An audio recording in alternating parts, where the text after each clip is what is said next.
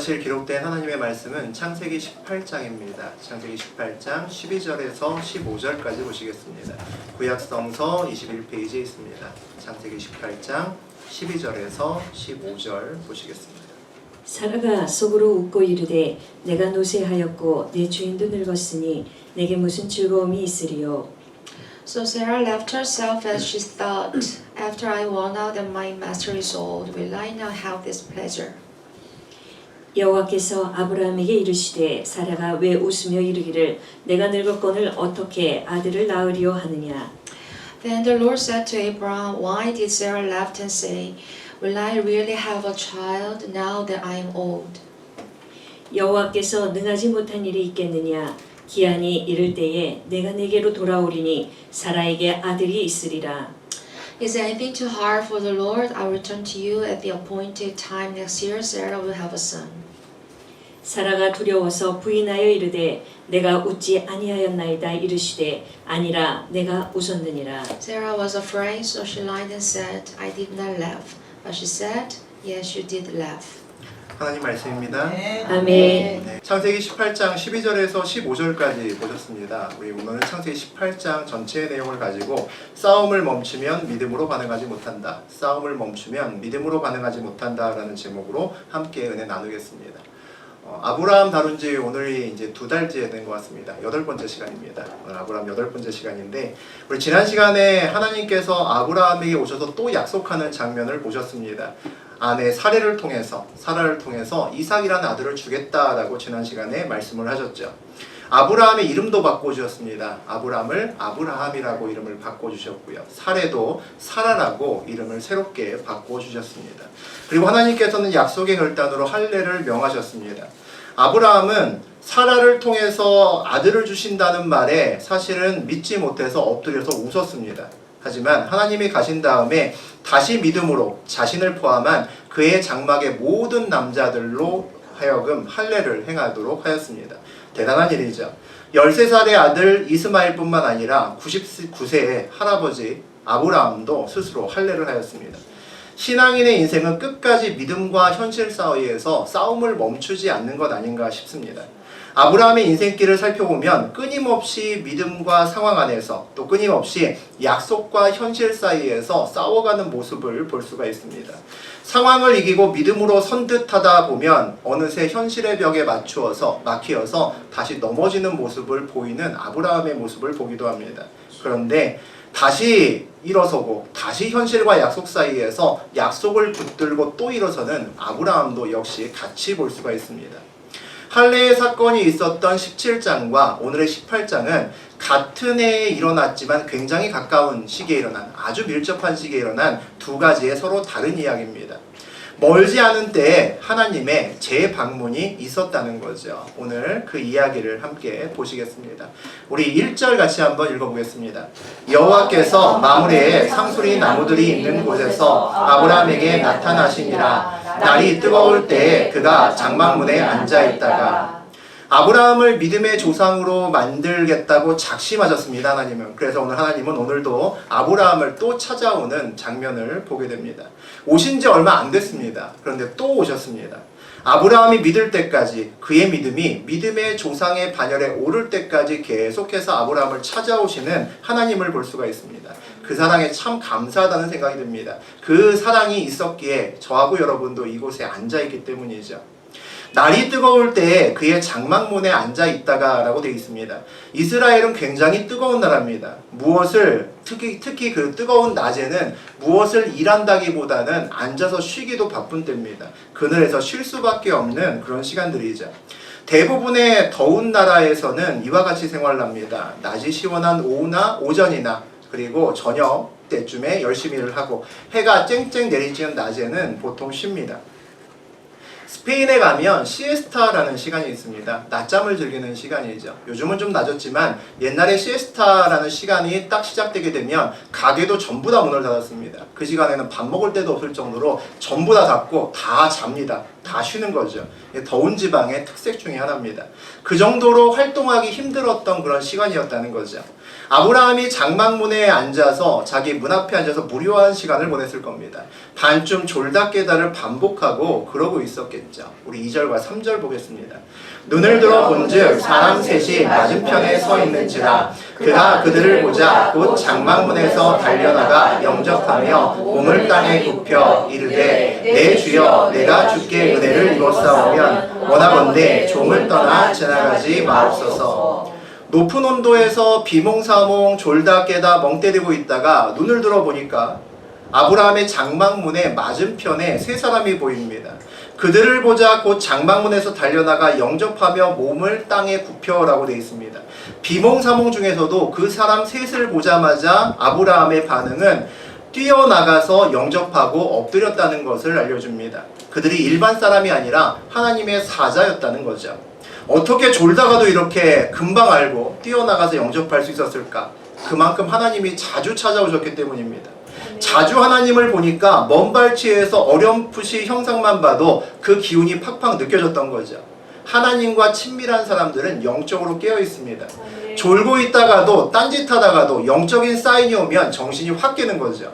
우리가 하나님께 자주 예배드리고 자주 기도하고 하나님과 깊은 관계 안에 있어야만 되는 이유입니다. 그래야 졸다가도 딴짓하다가도 벌떡 일어나서 하나님께 다가가 영접할 수 있기 때문입니다. 하나님의 때를 놓치지 않을 수 있기 때문이죠. 내가 주께 은혜를 입었사오면 원하건대 종을 떠나 지나가지 마옵소서라고 기도합니다. 아브라함이 주님께 지나가지 않고 머물러 달라고 요청을 합니다. 주님께 머무르는 것 자체가 은혜라는 것을 알기 때문입니다. 주님의 임재를 경험한 사람들은 압니다. 우리가 그분의 이름을 부르는 것이 꼭 우리가 갖고 있는 어떤 문제나 어려움을 해결받기 위해서만 그분의 이름을 부르는 것이 아닙니다. 문제가 있을 때만 하나님을 부른다면, 문제가 있을 때만 하나님께 찾아와서 예배를 드린다면 그것은 하나님을 사랑하는 것이 아닐 수 있습니다. 필요에 따라 부르는 거죠. 필요하니까 찾는 겁니다. 하나님과 함께 있는 시간이 얼마나 영광스럽고 하나님과 함께 있는 시간이 얼마나 행복한지 알아야 됩니다. 특별한 기도 제목 없이 하나님을 찾아야 기도가 깊어집니다. 그래야 하나님이 어떤 분이신지 잘 알 수 있다는 거죠. 전지전능하신 하나님이긴 하지만 그 외에 하나님은 얼마나 사랑이 많으신지 모릅니다. 얼마나 우리와 교제하기를 원하시는지 모릅니다. 내가 특별한 기도 제목 없이 하나님의 얼굴을 구하면서 예배에 나오고 기도할 때 우리는 그런 하나님을 만날 수가 있습니다. 영적으로 깨어있는 사람은 그래서 주님의 임재를 기다립니다. 주님의 은혜를 놓치지 않는다는 거죠. 우리 4절과 5절 보시겠습니다. 물을 조금 가져오게 하사 당신들의 발을 씻으시고 나무 아래에서 쉬소서. 내가 떡을 조금 가져오리니 당신들의 마음을 상쾌하게 하신 후에 지나가소서. 당신들이 종에게 오셨음이니이다. 그들이 이르되 내 말대로 그리하라. 당신들의 발을 씻으시고 라고 되어 있습니다. 이스라엘은 자기의 집에 손님이 오게 되면 먼저 발을 씻을 수 있도록 이렇게 도와주는 것이 가장 기본적인 그들의 예의 중에 하나입니다. 건조하고 먼지가 많은 지역이기 때문에 지금처럼 막혀있는 신발이 아니라 샌들 같은 것들을 신고 맨발로 그냥 길거리를 돌아다니면 발이 정말 때가 꼬질꼬질 낄 정도로 아주 더러워집니다. 그러니까 남의 집에 들어가기가 어려운 거죠. 그래서 손님이 오면 발 씻을 물을 주게 됨으로써 발부터 깨끗하게 씻으라는 거죠. 그래서 편안하게 내 집에 들어올 수 있는 것을 만들어줍니다. 아브라함이 귀인들 3명을 자기 집에서 좀 편하게 묵기를 원하는 마음을 볼 수가 있습니다. 적극적으로 손님을 접대하고 있는 거죠. 당신들이 종에게 오셨음이니이다 라고 고백합니다. 주인의 방문을 기뻐하는 종의 마음을 얘기하고 있습니다. 아브라함이 정말 하나님의 사자들을 행복한 마음으로 맞이하고 있다는 거죠. 종의 집에 오셨으니 원하는 것만큼 당신들이 주인이니까 마음껏 쉬고 놀고 먹고 마시고 그리고 쉬었다가 가시라는 겁니다. 우리 6절과 7절 보시겠습니다. 아브라함이 급히 장막으로 가서 사라에게 이르되 속히 고운 가루 3쌀을 가져다가 반죽하여 떡을 만들라 하고 아브라함이 또 가축되어 있는 곳으로 달려가서 기름지고 좋은 송아지를 잡아 하인에게 주니 그가 급히 요리한지라. 급히 장막으로 가서 속히 가져다가 급히 요리한지라 이렇게 되어 있습니다. 아브라함 마음이 얼마나 바쁜지를 알 수 있는 거죠. 집에 온 귀인들이 바쁘신 분들이고 언제 가실지 모르기 때문입니다. 꼭 저분들을 붙잡아서 맛있는 음식으로 접대하겠다는 아브라함의 마음을 볼 수가 있죠. 고운 가루 3쌀을 가져다가 반죽하여 떡을 만들라라고 얘기합니다. 떡보다는 빵이겠죠. 그래서 번역은 떡으로 되어 있지만 외국에 떡은 없으니까 빵이라고 생각하시면 됩니다. 빵을 만드는 일은 적지 않은 시간이 걸리는 일이죠. 빵의 양까지 알려줍니다. 3스아만큼만 밀가루를 반죽하라는 거죠. 요즘에는 뭐 세상 싼 것이 밀가루지만 저 시대 때는 굉장히 비싼 음식입니다. 아주 정성을 다해서 재료를 아끼지 않고 대접한다는 거죠. 기름지고 좋은 송아지를 잡아 하인에게 주니라고 되어 있습니다. 자기의 눈으로 직접 기름진 송아지를 골라 주었다는 거죠. 다 큰 송아지보다 송아지 고기가 훨씬 맛있습니다. 훨씬 비쌉니다. 마블링이 잘 자르는 고운 아주 좋은 2플러스급의 그 송아지를 골랐을 겁니다.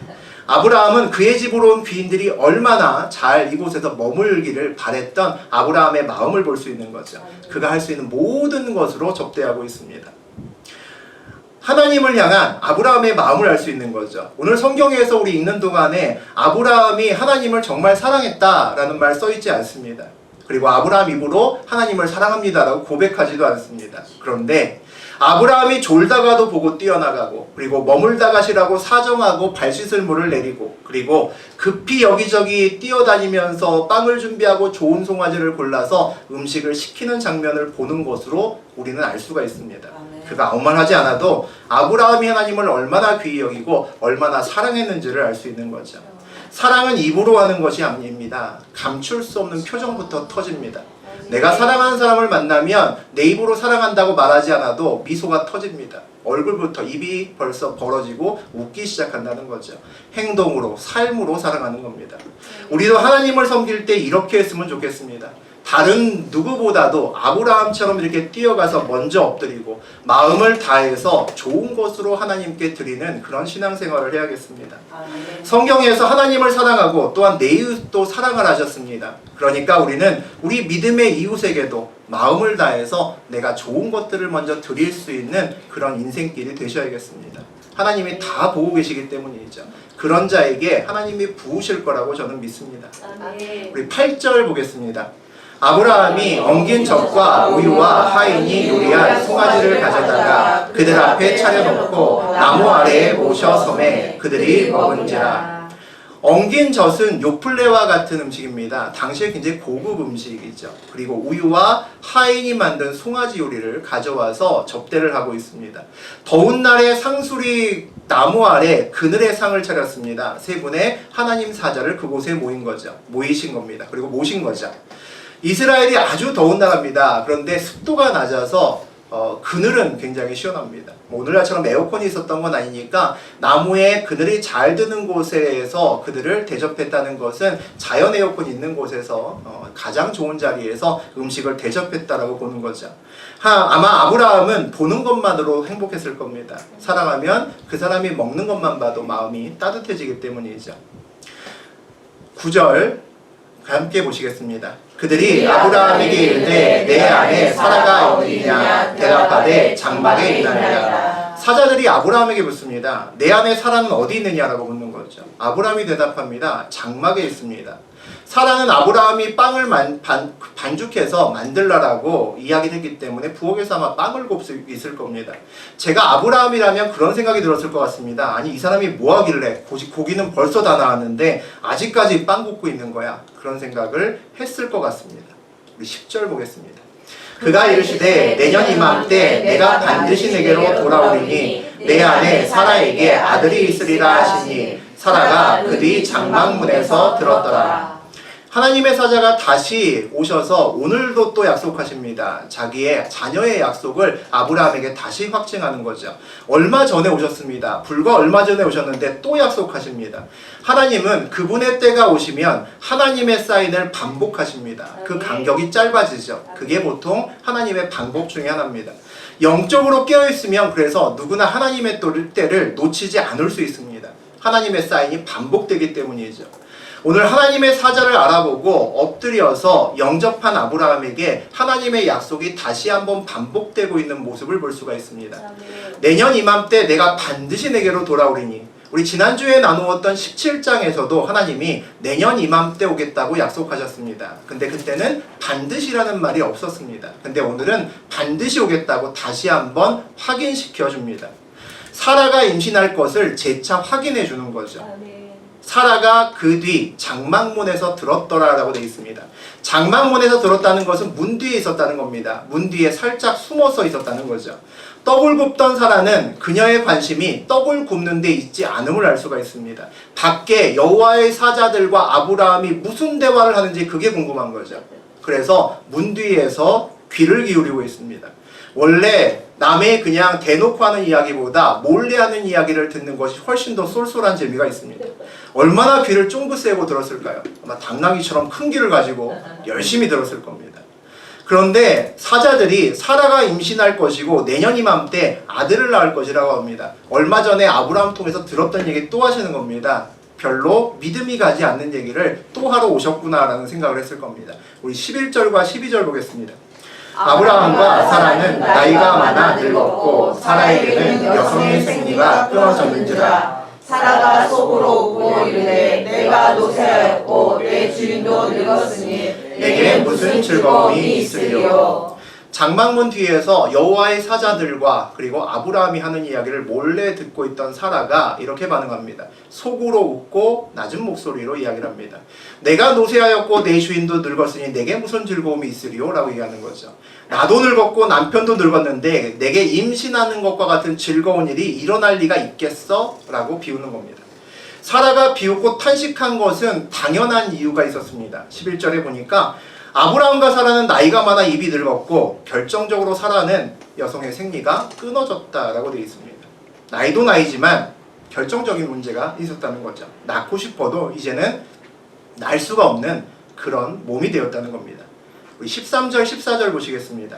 여호와께서 아브라함에게 이르시되 사라가 왜 웃으며 이르기를 내가 늙었거늘 어떻게 아들을 낳으려 하느냐. 여호와께 능하지 못할 일이 있겠느냐. 기한이 이를 때에 내가 내게로 돌아오리니 사라에게 아들이 있으리라. 역시 하나님은 뒤에도 눈이 달리신 분입니다. 무서운 분이죠. 장막 뒤에서 몰래 웃고 속으로 웃고 혼자 이야기한 것을 그냥 들어버리십니다. 우리도 함부로 웃으면 안 되는 거죠. 하나님이 다 보십니다. 꺼진 불도 다시 보는 마음으로 신앙생활 해야 되는 거죠. 사라가 왜 웃으며 이르기를 내가 늙었거늘 어떻게 아들을 낳으리요 하느냐라고 하나님이 말씀하십니다. 아마도 하나님의 사자가 화난 목소리로 말씀하셨을 것 같습니다. 사라는 기절초풍할 일이 지금 벌어진 겁니다. 여호와께 능하지 못할 일이 있겠느냐라고 반문하십니다. 하나님이 할 수 없는 일이 없다는 거죠. 사라의 웃음은 하나님을 모욕하는 것이고 하나님에 대한 불신이다라고 질책하시는 겁니다. 기한이 이를 때에 내가 내게로 돌아오리니 사라에게 아들이 있으리라라고 말씀하십니다. 방금 전 말씀하셨는데 화가 나셔서 또 하시는 거죠. 이번에는 아까 방금 전에는 음식 대접하고 즐겁게 드시면서 고운 목소리로 부드러운 목소리로 말씀하셨을 겁니다. 그런데 지금은 그런 목소리가 아니겠죠. 화난 목소리일 겁니다. 분위기가 아주 쌓여졌을 겁니다. 방금 전까지만 해도 정성껏 음식을 드시면서 화기애애하고 훈훈했던 분위기가 갑자기 냉랭해지고 찬바람이 쌩쌩 불었겠죠. 이 분위기를 만든 주인공은 사라입니다. 심장이 멎을 것 같았을 겁니다. 이에 대한 사라의 반응은 어땠을까요? 우리 15절 보시겠습니다. 사라가 두려워서 부인하여 이르되 내가 웃지 아니하였느냐. 이르시되 아니라 내가 웃었느니라. 장막 문 뒤에서 몰래 속으로 키득키득 웃고 혼잣말로 탄식했던 사라가 얼마나 놀랐을까요?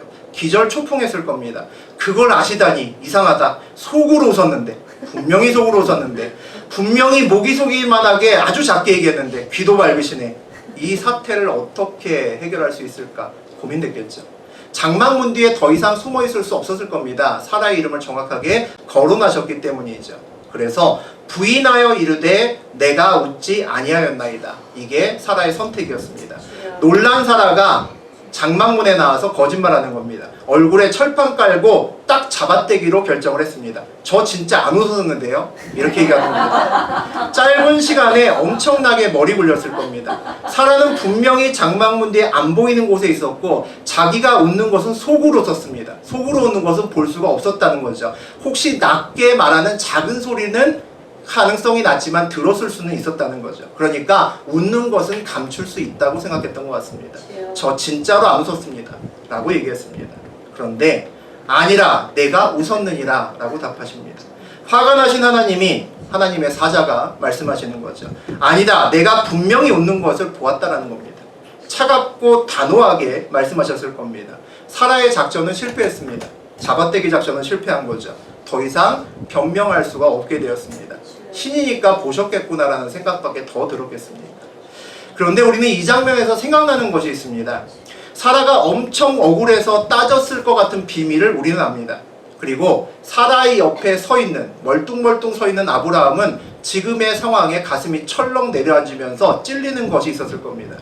지난주에 17장을 나누었을 때 하나님께서 똑같이 사라가 내년에 아들을 낳을 것이라고 하는 약속의 말씀을 아브라함에게 했을 때 아브라함의 반응이 어땠는지 다시 한번 보겠습니다. 우리 17절, 18절 봅니다.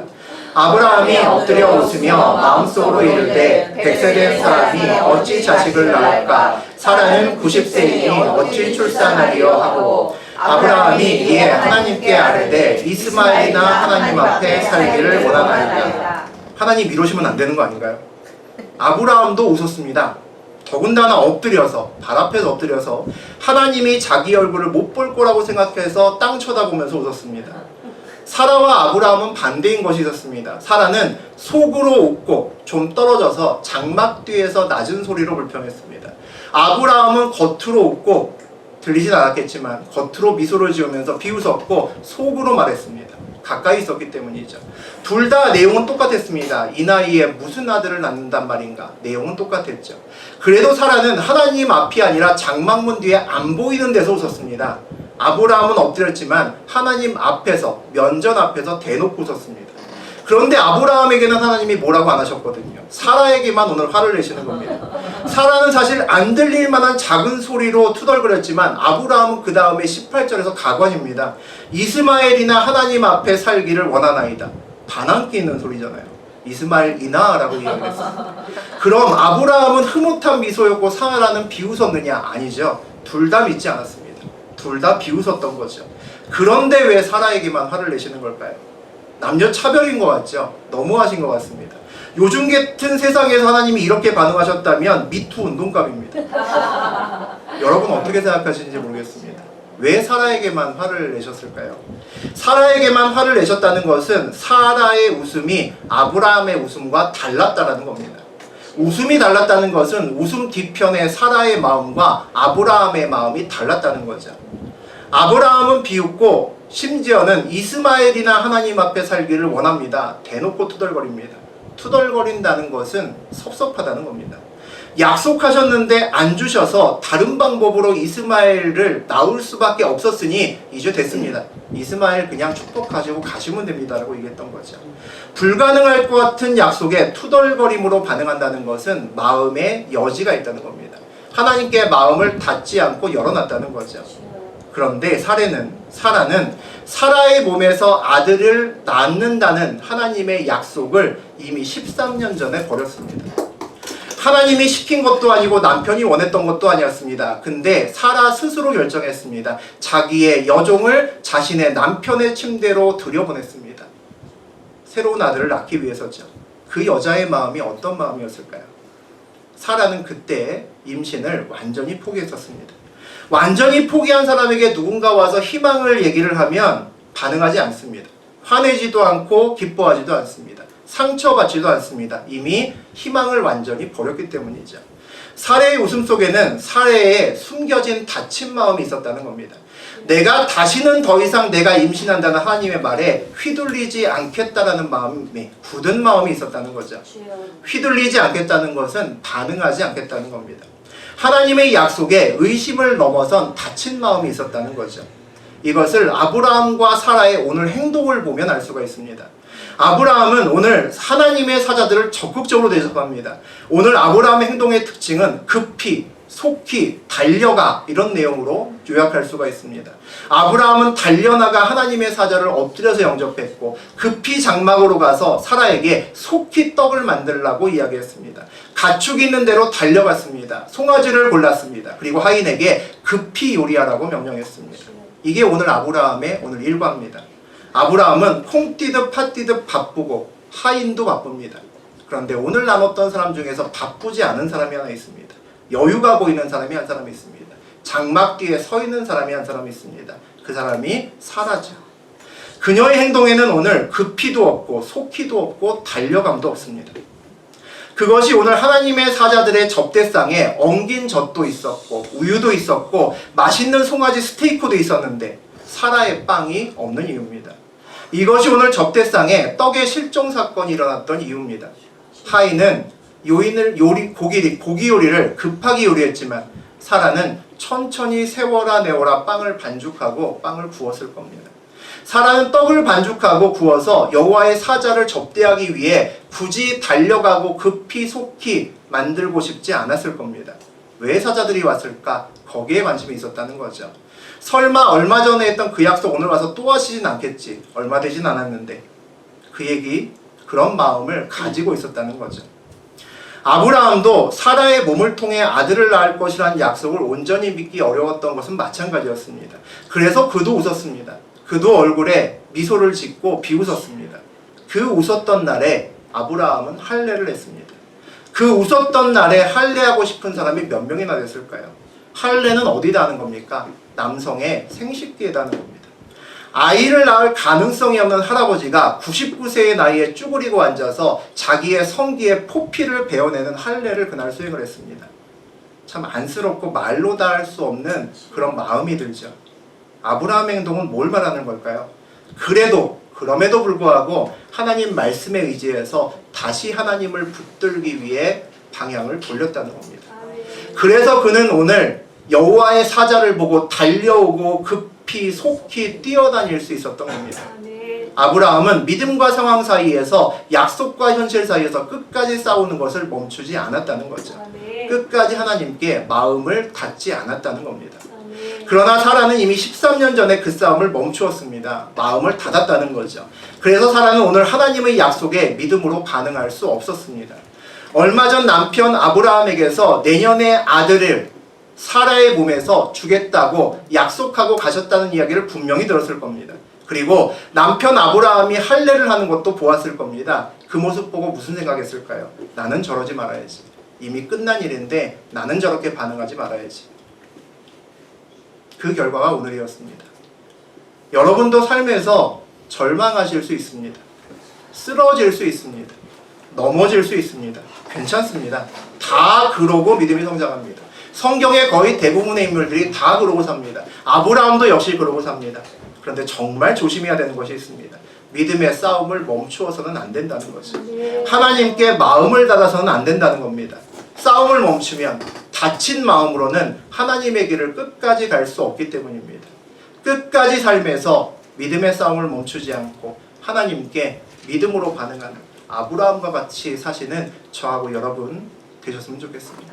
그런 인생길 사시기를 주의 이름으로 축원드립니다.